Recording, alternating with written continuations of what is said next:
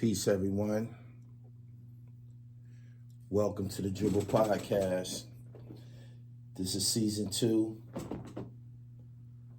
episode 18. I appreciate everybody for tuning in. I've been a little bit more focused on maintaining the flow of, fresh episodes over here on the Dribble Podcast. So I hope y'all enjoyed my last episode, Haitian Jack and Jimmy Henchman.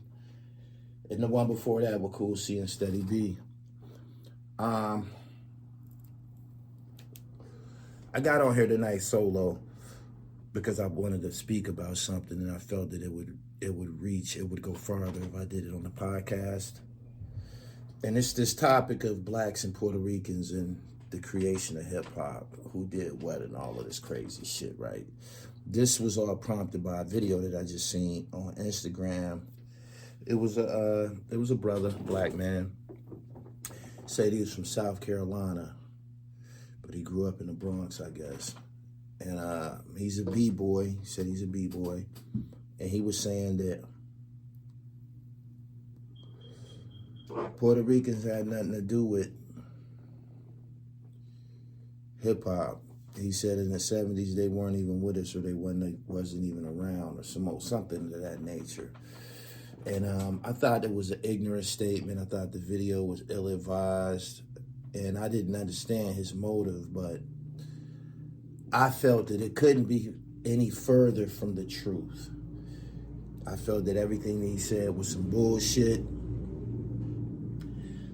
And I know that when people hear my take on it, the first thing they're going to say is, well, you only such and such age, or you not from the Bronx. However, I am a B-boy. I was a B-boy, and I was very, very much a part of it. I got the pictures from my B-boy era on my Instagram page. You can go check it out at Gully TV _ on Instagram. I am a B-boy, and I was a part of this shit. It was everything to me at a point in time. Anyway, this whole, theory or campaign, that's what I'll call it, campaign of deviation, trying to divide blacks and Puerto Ricans in regards to hip-hop, it's bullshit. It's some bullshit. And I'm going to tell you why it's obviously bullshit.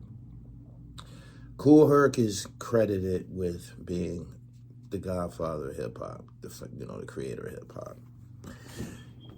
He did this by playing music in the parks in New York City, in the Bronx.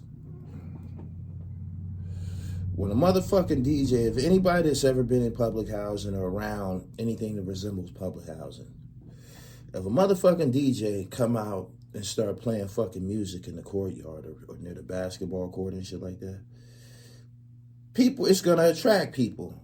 It's gonna attract anybody with soul, black, Rican, white, or candy stripe. You feel me? And that's just the truth. Anybody, especially kids, are going to be attracted to sounds and music. And if it got any soul in it, they're going to dance. So I feel that when this was going down in the park, when hip-hop was being created, it was blacks and Puerto Ricans out there together. Now, in regards to the DJing element and shit like that, the breakbeat shit and all of that like that, I believe, according to history, we know who was responsible for that, and they were black men. You feel me? But like I said, when the music was played in the park, it attracted everybody that came out to dance. Which brings me to this. Them Puerto Rican niggas was always around the breaking and the B-boy and shit. Straight up. To my earliest recollection, they was always around, and they was a factor in this shit. You know what I'm saying? They was a factor in the shit. They were. Can't nobody tell me any different. There was never a B-boy or breaking motion picture created without Puerto Ricans in it. There was a Wild Style, there was a Beat Street, They was in the Breaking series. Ozone was Puerto Rican, I believe.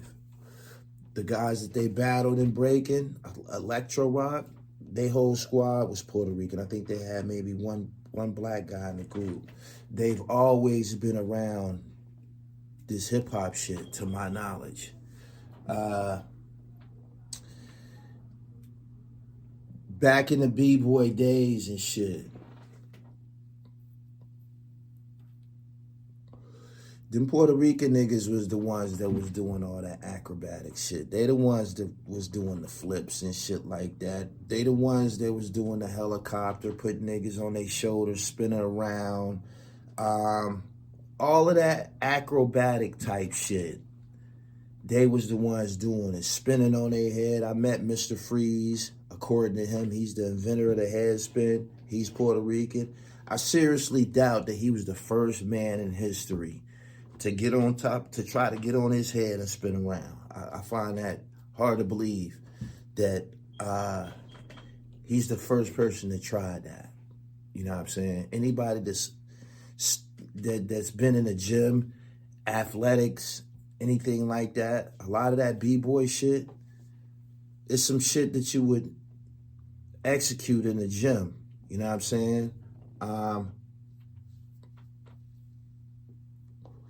The Puerto Ricans was always knee deep in the B-boy shit. And my case in point is the fact that they still doing this shit. Niggas ain't breaking no more. You know what I'm saying? Niggas ain't breaking no more. And this all couldn't have been invented in one isolated incident in the Bronx, because they was on the West Coast pop locking. That's what Rerun, Fred Berry, that's what he was doing, pop locking and shit. They was out there doing that, and it was Rican niggas pop locking and shit. It was Rican niggas out there wearing them tuxedos because they used to have these outfits and shit on. You feel me? And it was blacks and Puerto Ricans. It was right there in front of me. It was right there in front of everybody and shit. I don't understand the deviation campaign. I'm going to tell you what I feel that it is.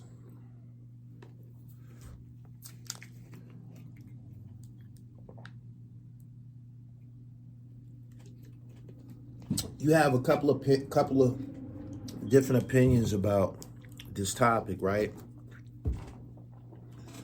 But the deviation,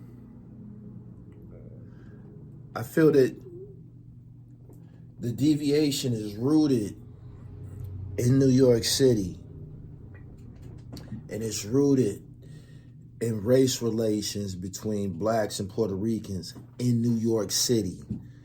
You feel me? I believe that.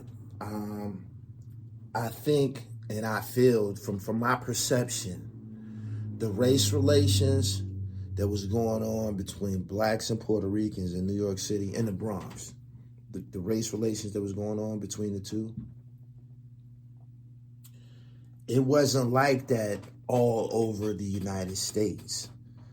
You know what I'm saying? Blacks, and you have it's documented. The non-trade gangster Bloods was allegedly created because Puerto Ricans was oppressing black people on Rikers Island. This is what they say. Go back to the movie Juice, Rodamez. That was the first time that I seen, that type of scenario. Niggas groups of niggas being chased down the block by a Puerto Rican guy, Rodamez. That was like crazy to me. That was crazy to me. Maybe because I not only did I grow up with Puerto Ricans, I just always felt it wasn't nobody badder than no motherfucking black man at the end of the day. The movie Juice depicted a scenario that was playing out in New York City and shit. I don't think niggas was getting chased home, chased up the block by Puerto Ricans in Philadelphia. I don't think they was getting chased up the block by Puerto Ricans in Cleveland and Detroit and Washington, D.C. I just don't think that it was like that everywhere. I just don't think that the relationships between blacks and Puerto Ricans is the same other places than it is in New York. I grew up with Puerto Ricans. I got Puerto Rican kids now. My last, 4 or 5 girlfriends been Puerto Ricans. I've been around Puerto Ricans all my life. My mom worked the polls. When you live in a, your neighborhood, you have to vote at a certain location. My mother worked the polls with this lady named Maria for years. She was a great friend of the family, the Santiago family, for years. Like we grew up alongside of them. Can I borrow some sugar? And that type of shit. That type of shit. This is real talk. So, I just don't understand. I can't. That's not a part of my reality. That type of scenario with the beef with Puerto Ricans and shit. But I can tell from the comments, and it's been going on. It's been thrown around between different people. Fat Joe has spoke on it. Crazy Legs has spoke on it. And you know what they're going to say. They're going to say they was a part of it. And then you have other people, black, who said, nah, this is some nigga shit. They ain't had nothing to do with it and shit. But I think when someone says that, they're being technical. They're being a little bit technical. I feel like they're being technical in that regard to say that. Because, nah.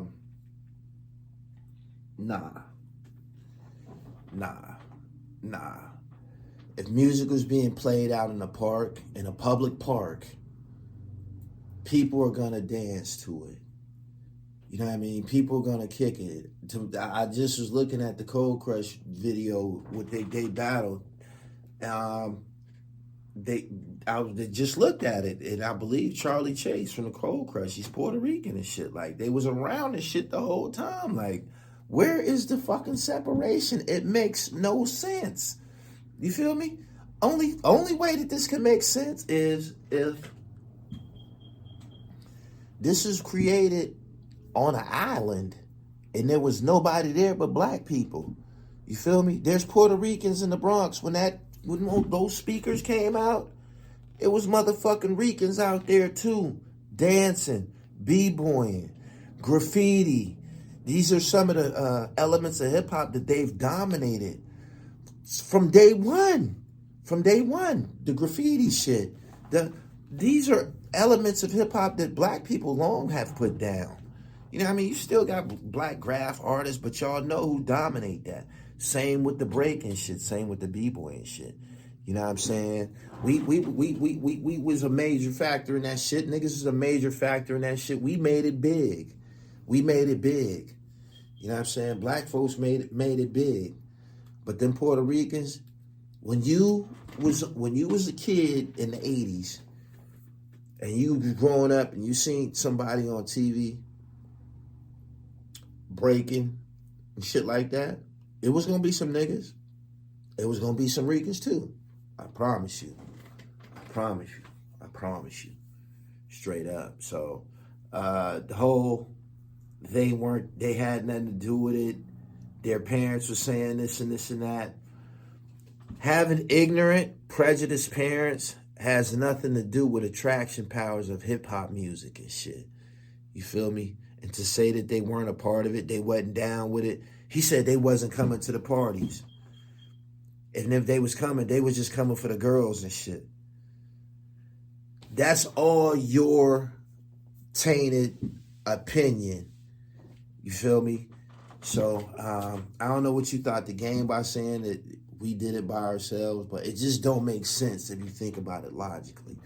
Make sure y'all subscribe to the channel on YouTube, the big channel.